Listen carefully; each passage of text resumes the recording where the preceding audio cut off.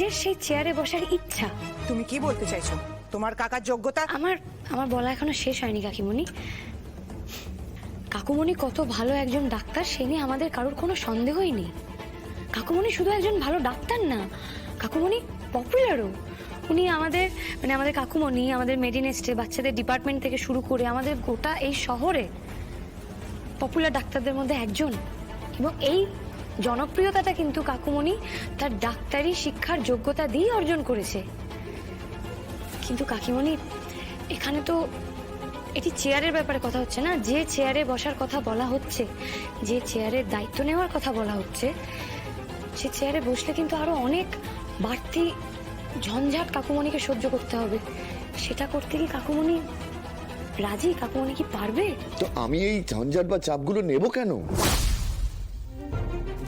আমি এটাই বলতে চাইছি কাকিমণি, দেখো পারিবারিক পরম্পরার জন্য কাকুমণি এই চেয়ারে বসতেই পারে, কিন্তু এই চেয়ারের যে আরো এক্সট্রা চাপগুলো, সেই চাপটা কি কাকুমণি নিতে পারবে? মানে কাকুমণি কি সামলে উঠতে পারবে?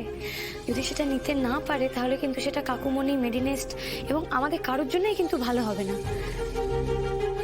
আর এমনিতেও কাকুমণি যদি দায়িত্ব নেন তাহলে তো আমরা সত্যি সবাই খুব খুশি হব। কি চৈতি, ন্যায় কি সেটা শুনতে চেয়েছিলে তো? এটাই ন্যায়। এবার পছন্দ হয়েছে? আনন্দী একেবারে ঠিক কথাই বলেছে।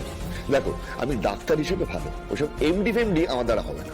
ন্যায়ের কথা এখানেই শেষ হয়নি, আমার আরো কিছু বলার আছে। আনন্দী বলো না কাকিমণি, আমরা তো শুনছি। তুমি নিজে এমডি হতে চাও বলে কি কাকুমণিকে সরিয়ে দিলে? আনন্দী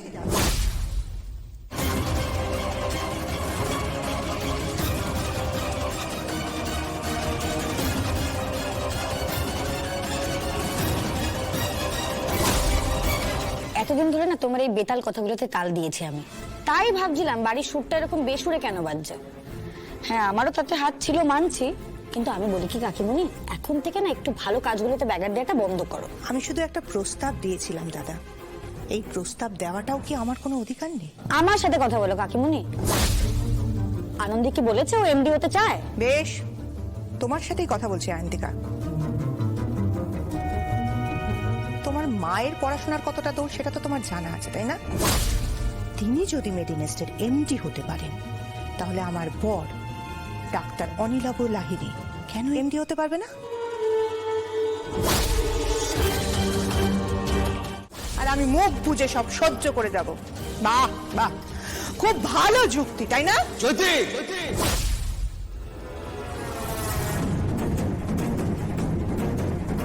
নিজেকে বদলাও চৈতি। এই সংসারটা বদলে গেছে, মানুষগুলো বদলে গেছে। এরপরে যদি বিজয়াকে এবং আনন্দকে নিয়ে কোনো সমস্যা থাকে সেটা কিন্তু আমি সহ্য করব না। কি করবেন দাদা? ঘাট ধাক্কা দিয়ে বাড়ি থেকে বের করে দেবেন? জিপ টেনে ছিঁড়ে দেবেন? সবকিছু বদলালে তো এইগুলো বদলাবে না, তাই না? চৈতি, তোর বাপু, আমার সংসারে আর শান্তি ফিরে এলো না। এত ঝড় ঝাপটা চোখের সামনে দেখেও আবার সেই ঝড়কেই তুমি ডেকে আনছো। এক মিনিট,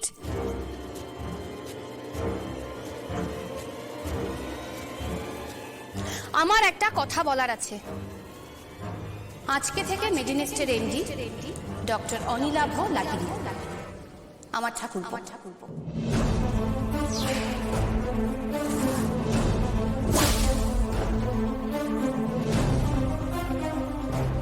মা কি বলছো তুমি এসব? এটা কি মালপোয়া নাকি যে যার হোক একটা পাতে দিয়ে দিলাম সে খেয়ে নিল, ঝামেলা মিটে গেল? আরে নন্দিনী ব্যানার্জি যে মেসটা করে গেছে মেডিনেস্টে, এখন মেডিনেস্টে এমডি হয়ে সেটা সামলানো মুখের কথা? মানে কোনো ধারণা আছে এখন কতটা কঠিন?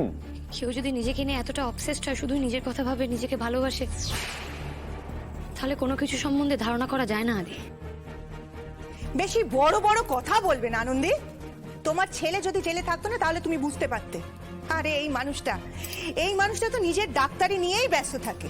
একবারও ভেবে দেখেছে যে ছেলে জেল থেকে ফিরলে তার ভবিষ্যৎ কি হবে?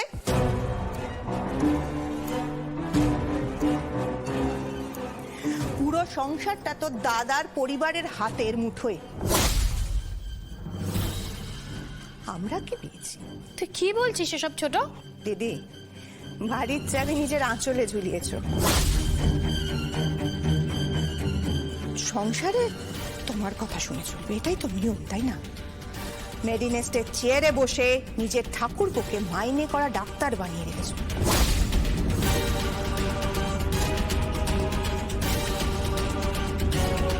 পরিবারটা তো সেটাকেই বলে, যেখানে সবার সমান অধিকার। আমাদের জায়গাটা কোথায় বলো তো দিদি এখানে? কি বলছো কি তুমি চৈতি? বলছিলাম এই সংসারটাকে জয়েন্ট ফ্যামিলি বা একান্নবর্তী পরিবার না বলে অনিরুদ্ধ লাহিড়ীর পরিবার বলা শুরু করো।